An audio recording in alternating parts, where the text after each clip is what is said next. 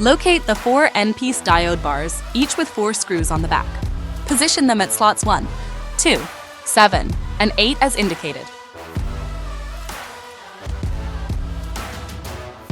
Place the other 4 diode bars, each with 2 screws, at slots 3, 4, 5, and 6. Align the 2 structure bars with the diode bars. Ensure each screw fits through the corresponding hole on the structure bar. Use wing nuts from the hardware bag to securely tighten the bars.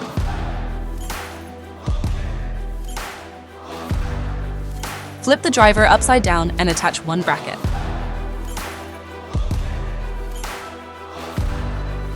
Slide the bracket into the openings on the structure bar. Lock the second bracket into place on the structure bar. Flip the light over. Secure with the second bracket screw. Connect the quick connect diode bar cable to the diode bars and driver.